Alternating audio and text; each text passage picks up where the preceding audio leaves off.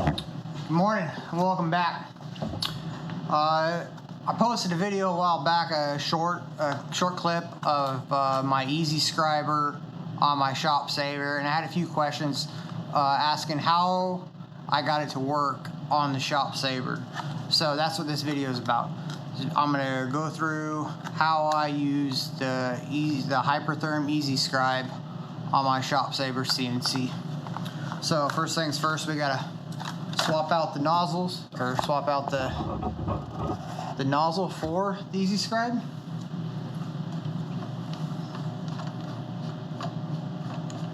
Now I'm using the cartridges, the Hypertherm cartridges, with the adapter. I don't have the torch that just takes the cartridges. I have to have the adapter for it when I use the plasma. That's something else. But for this, I'm using a normal piece here and the EasyScribe, and it just goes in there just like that.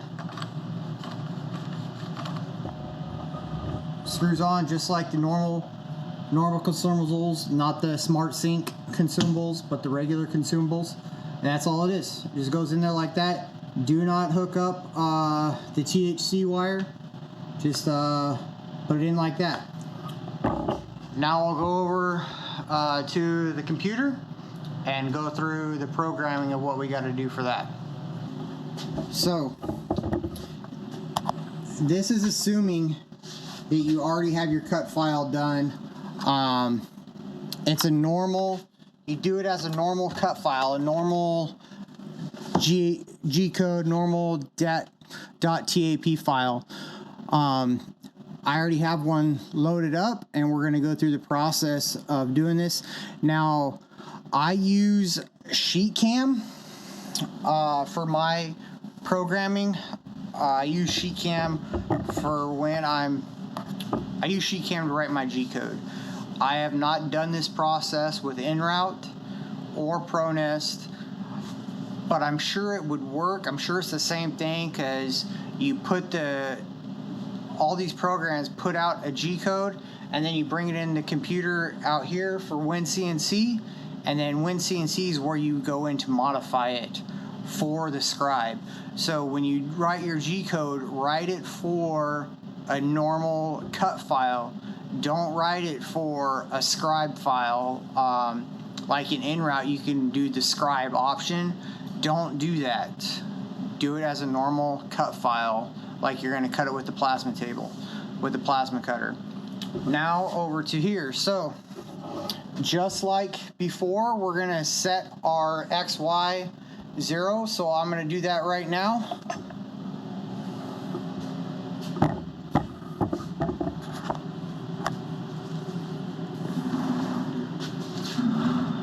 Now I also have a wireless keyboard. I don't have the handheld pennant thing that you can buy from ShopSabre. I just got a handheld keyboard. I wish I could use a Xbox controller like FastCut does and some other ones, but I haven't figured out how to do that yet. So I'm just using wireless controller. So I'm going to set it up. It doesn't matter. For this one, I'm going to set it right here. That's going to be my XY0. But you can also use this thing to line up and get your XY0 on a fine, very small piece. You can use the scribe tool to dial in your XY0 if you wanted to. I don't have a laser, the laser attachment, but I could use this if I really wanted to. Like, I can use this to get my XY0 and then swap out my consumables to my cartridge and then cut if I wanted to. But that's not what this video is about. Back over to the scribing. So now I'm going to set my XY0 right there. Then I'm going to load a cut file just like normal. There it is, right there, right at the top. Open this one. Now, so I got my cut file open. Now you got to go into the notepad here, right? The notepad, it brings up this file, brings up the G code. This is all your G code right here. Now, I had to figure this out by trial and error. I bought the Sharpie attachment and had to call and talk to ShopSabre how to get it figured out, how to use it, because I kept smashing the Sharpie in through the thing. Like, my Z0 was not working. I couldn't get it to set the Z0. It just kept driving down like it was going to do a plasma, like a normal cut, and blowing the Sharpies up. So I had to call ShopSabre and talk to them, and they told me what to do. So in your plasma, in your manual that it came with, on this page 54, it talks about, this is like if you're gonna use your scribe tool that ShopSabre sells, you have to go in and change these G codes for their scribe tool. Well, if you're using the marker, you got to change these four. You got to change M61 to Z0, M62 to Z1, M66 to G4. You got to change those three when you're using the marker. It's the same thing when you're using the Hypertherm Scribe tool. You got to change M61 to Z0, M62 to Z1, M66 to G4. Hopefully those are coming through. Okay? So that's what we're going to do over here. We do that in WinCNC on this thing. Now, to search for these, you can hit Control F or you can hit Control H. Control H will bring up this thing, and this is the replace text. So you can search for everything you need and then replace it. So our first one is M61. That's what we're going to search for first. M61. Hit Tab. And I want to replace that with Z0. Make sure you hit the 0 and not the O. Z0. Then hit Replace All. There's 75 occurrences on this file that it replaced. Next one. M62. Tab. That's going to go to Z1. Again, replace all. 75 occurrences again. Last one. M66. Tab G54.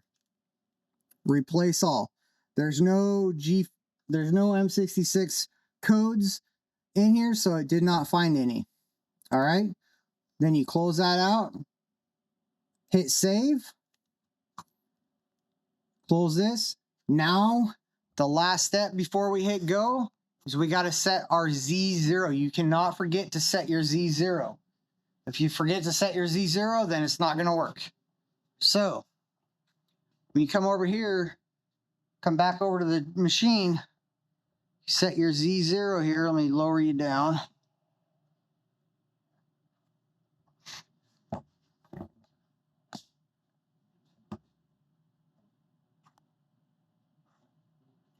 I like to put it to where this is a spring loaded. So I set it down here until it goes down about 1/8 of an inch. So you got constant pressure on it, right? Because you want to have, right there is where I did about in between 1/8 inch and 1/4 inch is plenty of pressure. Probably not 1/4 inch, probably go max 3/16. The reason you want that pressure on there is because there's variations in metal. You see, I got mine on the wood table that I got up here. If this was on my slats, all the slats got slag and they could be jagged from all your cutting. So your metal, if you're using sheet metal like this, it can go like this. If you're using thicker metal, you can have a wave in it. So that's why I put pressure on the scribe tool, so where as it's going, it spring loaded, it'll move up and down with the metal. Okay. back over to the computer. Now I got my Z0 down. So now I click Z0 and that zeroed it out. Okay, now before you hit go, you need to raise it back up. If you don't raise it back up and you hit go, it is going to drag that scribe tool to the start point, and you're going to have a scribe line right through your piece where you wanted it to go. Ask me how I know. Okay, so now it's back up. Now we can hit go, and it should work.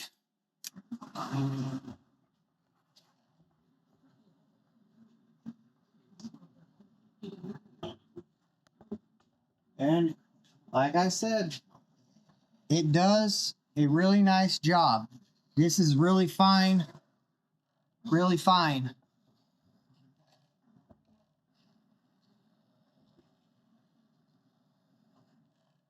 And that'll go, and it'll do the whole file. It'll go through and cut the whole, or do the whole file like you want. Then if you want to cut that piece out, I would save your XY0. Save that spot. Don't move it. If you're going to cut it out, don't do it on a piece of wood. Set it on the slats. Square it up, and then go through. That way, when you're done scribing, you can swap your consumables and then reload your cut file. Use the same XY0 and go to town. But yeah, so that's how I use the EasyScribe on my ShopSabre CNC. So hope that helps. If you have any questions, shoot me a message in the comments. And thanks for watching. Don't forget to hit the like, subscribe, notifications button, share this video with anybody you know. And thanks for watching. Till the next time.